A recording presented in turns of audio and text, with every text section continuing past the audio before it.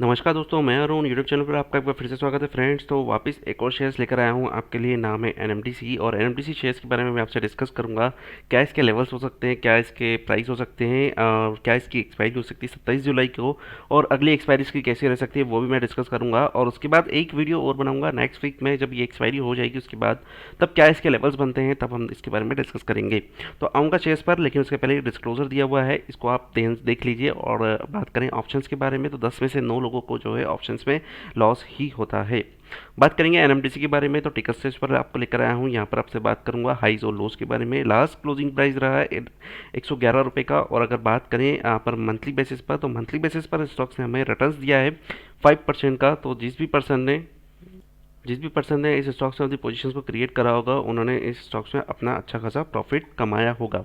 बात करेंगे इसके मार्केट कैप के बारे में तो 32,529 करोड़ का यहाँ पर आपको मार्केट कैपिटलाइजेशन देखने को मिलता है। और रिस्क के बारे में बात करूँ तो 2.87 का यहाँ पर आपको रिस्क देखने को मिलता है, जो कि वॉलेटिलिटीज़ के हिसाब से बहुत ज़्यादा है। बात करेंगे इसके फोरकास्ट के बारे में तो 19 एनालिस्ट की रिपोर्ट्स अवेलेबल है, उसमें से 84% का ये मानना है कि आप स्टॉक्स में अपनी पोजीशंस को क्रिएट कर सकते हैं। ये हमारे लिए एक पॉजिटिव पॉइंट्स रहा है।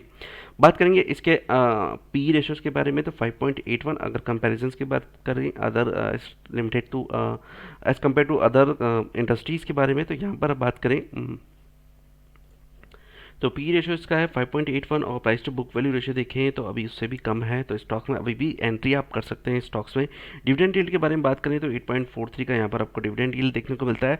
सेक्टर्स के पी के बारे में बात करें तो 20.82 आपको यहाँ पर देखने को मिलता है। और यहाँ पर सेक्टर्स पीबी रेशियोज़ के बारे में बात करें, price to book value ratio 2.89 यहाँ पर बात करते हैं। और पी रेशियो देखें तो वहाँ एज़ कम्पेयर टू सेक्टर के पी यहाँ पर बहुत कम आपको देखने को मिलता है। As compare to price to book value ratios यहाँ पर देखें वो भी आपसे कम देखने को मिल रहा है। और डिविडेंड यील्ड देखें तो यहाँ पर इसका जो है वो हाई है। तो स्टॉक्स आपके लिए एक पॉजिटिव मोमेंटम में है, स्टॉक्स में अपनी पोजीशंस को क्रिएट करके चल सकते हैं।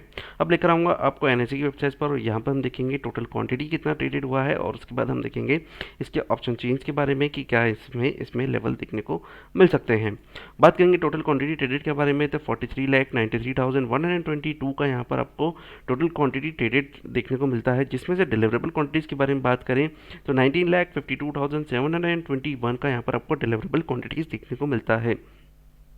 तो यहाँ पर जितना ज़्यादा परसेंटेज ऑफ डिलीवरी होगा, उतना ज़्यादा चांसेस होगा कि प्राइस में आपको एक अपसाइड मोमेंटम देखने को मिलेगा। 44.45 इतना ज़्यादा तो नहीं है, लेकिन लगभग हाफ के आसपास आपको यहाँ पर डिलीवरेबल क्वांटिटीज देखने को मिलती है। मतलब स्टॉक्स में एक पॉजिटिव मोमेंटम बना हुआ है, स्टॉक्स में अपनी पोजिशन को क्रिएट करते हैं। ऑप्शन सी पर आएंगे तब देखेंगे कि स्टॉक्स में आप कहाँ पर अपनी पोजिशन को क्रिएट कर सकते हैं, और स्टॉक्स में आपको कहाँ पर एंट्री लेवल और एग्जिट लेवल और कहाँ पर इसकी एक्सपायरी हमें देखने को मिलती है। बात करूँगा ऑप्शन चेन पर, लेकिन ऑप्शन चेन पर आने से पहले एक डिस्क्लोजर ज़रूर दूंगा। किसी भी बेसिस पर मैं ऑप्शंस पर ट्रेड करने की सलाह नहीं देता हूं। अगर आप फिर भी ट्रेड करते हैं तो डिसीजन आपका है, लॉस भी आप ही का है। क्योंकि डिसीजन आपका है, लॉस आपका है, तो प्रॉफिट भी आप ही का होगा। 27 जुलाई की एक्सपायरी के बारे में डिस्कस कर रहा हूँ। 111 रुपये हमारा एट द मनी रहेगा। कॉल ऑप्शन के थ्रू हम देखेंगे कहाँ पर हमें रेजिस्टेंस देखने को मिलेगा, और पुट ऑप्शन के थ्रू हम देखेंगे कहाँ पर हमें सपोर्ट देखने को मिलेगा। तो सबसे पहले लेवल पर आते हैं 111 के लेवल पर यहाँ पर, और इस प्राइस को सस्टेन करा है।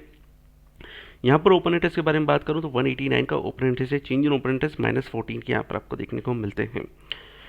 -14 change in open interest call options में, मतलब जिन्होंने अपनी कॉल्स बेच कर रखी थी और उनको ऐसा लग रहा था कि यहाँ पर आपको जो है वो तेजी मंदी देखने को मिलेगी, लेकिन यहाँ पर मंदी तो देखने को नहीं मिली और तेजी अगर आपको देखने को मिली है, इसलिए उन्होंने अपनी पोजीशन को सिक्योर ऑफ करा है, क्योंकि जिन्होंने अपनी कॉल्स बेची थी उनको अब नुकसान होगा।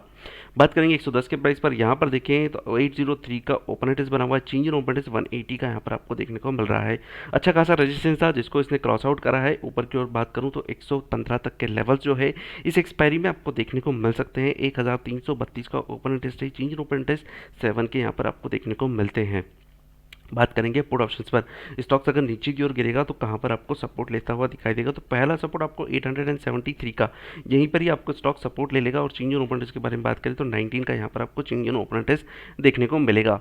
अब बात करेंगे नीचे की ओर, और नीचे की ओर बात करें अगर स्टॉक्स नीचे की ओर गिरता है तो 108 का लेवल, यहाँ पर आप देखिए 468 का ओपन इंटरेस्ट बना हुआ है। चेंज इन ओपन इंटरेस्ट -2 के यहाँ पर आपको देखने को मिल रहा है। सेकंड हाईएस्ट ओपन इंटरेस्ट है पुट ऑप्शंस पर 468 का। अगर यहाँ पर आप देखें तो स्टॉक सपोर्ट लेगा। और अगर बात करें यहाँ पर एक रेजिस्टेंस भी था 856 का, चेंज इन ओपन इंटरेस्ट 67 के, तो अपनी पोजीशंस को सिक्योर ऑफ करते वो जा रहे हैं। अब बात करूंगा नेक्स्ट एक्सपायरी के बारे में। इस एक्सपायरी के बारे में बात करूं तो 110 से लेकर 115 तक के लेवल्स जो है आपको इस स्टॉक्स में देखने को मिल सकते हैं आने वाले 4 दिन में।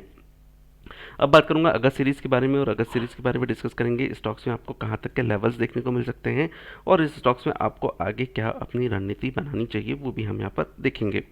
111 के लेवल पर वापस लेकर आऊँगा, लेकिन 108 का लेवल भी आपको यहाँ पर टच जरूर करूँगा, क्योंकि यहाँ पर हमने लास्ट जो डिस्कशन करा था वो 108 के प्राइस पर डिस्कशन जरूर करा था। तो 108 के प्राइस पर सबसे पहले डिस्कस करें, क्योंकि ओपन इंटरेस्ट देखिए कॉल ऑप्शंस पर तो यहाँ पर कुछ भी नहीं है।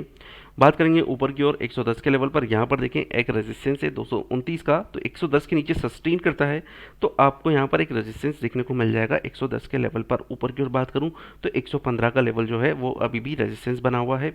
तो एक्सपायरी में अगर 115 का लेवल आपको मिल जाता है तो वेल एंड गुड, आप थोड़ा गिरावट का इंतजार करिए। गिरावट में आप 110 के आसपास आपको मिले तो वहाँ पर आप इसमें अपनी पोजीशन को क्रिएट करिए, क्योंकि यहाँ पर देखिए पुट ऑप्शंस पर यहाँ पर आपको सपोर्ट नहीं है। 190 का ओपन इंटरेस्ट बना हुआ है, चेंज रो मीटर्स यहाँ पर आपको 13 के देखने को मिल रहे हैं, लेकिन 110 पर देखिए तो यहाँ पर आपको एक सपोर्ट देखने को मिल रहा है। चेंज रो मीटर्स 36 के हैं यहाँ पर आपको देखने को मिलता है। तो मोमेंटम के हिसाब से आप ट्रेड करना चाहें तो इस एक्सपायरी में 115 तक के लेवल्स लेकर चले, लेकिन स्ट्रिक्टली स्टॉप लॉस आप लेकर चले 110 रुपये का। और अगर नेक्स्ट एक्सपायरी के बारे में बात करूँ तो 108 का स्टॉप लॉस लेकर चल सकते हैं। ऊपर की ओर बात करें तो 115 तक के लेवल जो है आपको यहाँ पर देखने को मिल सकते हैं। तो फ्रेंड्स इसके बारे में और भी चीज़ें हैं जो मैं आपसे डिस्कस करना चाहूँगा कि इसमें डिविडेंड जो है आपको एक अच्छा खासा देखने को मिलता है। बात करूँगा आपको यहाँ पर डिविडेंड यील्ड के बारे में, तो इंटीम डिविडेंड जो लास्ट इसने दिया था फरवरी 2023 में, जो कि 3.75 रुपीज़ का था, जहाँ पर एक देखा जाए तो अगर ईयरली बेसिस पर आपसे डिस्कस करूँ तो 3, साढ़े 3 रुपये, 5 रुपये फरवरी 2022 में और फरवरी 2023, मतलब एक साल में इस स्टॉक्स ने लगभग आपको 9 रुपये के आसपास डिविडेंड दिया है। वही बात करें 2021 में तो एक ही डिविडेंड दिया था जो कि 9 रुपये का था। वहीं 2021 के बारे में बात करें 7 रुपये का यहाँ पर आपको एक और डिविडेंड देखने को मिला था। तो ओवरऑल अगर आपसे बात करूँ यहाँ पर तो आपको डिविडेंड जो है वो देखने को मिलता है वो 9 रुपये के आसपास सालाना इस स्टॉक्स में आपको देखने को मिलता है। तो अगर एफडी से ज़्यादा के बारे में बात करूँ तो एफडी से ज़्यादा इस स्टॉक्स में आपको रिटर्न्स आपको देखने को मिल रहे हैं। प्रॉफिटेबिलिटी के बारे में बात करूँ तो अच्छा खासा स्टॉक्स में आपको प्रॉफिटेबिलिटी देखने को मिल रही है। एंट्री पॉइंट ऑफ व्यू से मैंने आपसे कहा है कि ऑलरेडी स्टॉक्स में आप थोड़ा नीचे की ओर डेप्थ में बाई करके चल सकते हैं, लेकिन फिर भी अगर आप एंट्री करते हैं तो एंट्री करके चल सकते हैं, स्ट्रिक्टली स्टॉप लॉस को लेकर चलें। तो फ्रेंड्स अगर वीडियो अच्छा लगे तो लाइक और सब्सक्राइब ज़रूर करिएगा। फर्दर एक चीज़ और डिस्क्लोजर दूंगा कि मैं ऑप्शन चेन पर ट्रेड करने की सलाह नहीं देता हूं। अगर आप ऑप्शन चेन पर ट्रेड करते हैं तो अगर उसमें प्रॉफिट अगर आपका होता है तो वो भी आप ही का होता है, और अगर लॉस होता है तो वो भी आप ही का होता है। सेबी की रिपोर्ट के हिसाब से 10 में से 9 लोगों को ऑप्शंस में जो लॉस होता है, ऑप्शन में ट्रेड करने से लॉस होता है। तो फ्रेंड्स वीडियो अच्छा लगे तो लाइक और सब्सक्राइब जरूर करिएगा। Thank you. फर्दर अगर आपको कोई भी क्वेरीज हो तो कमेंट बॉक्स में कमेंट करके ज़रूर बताइए।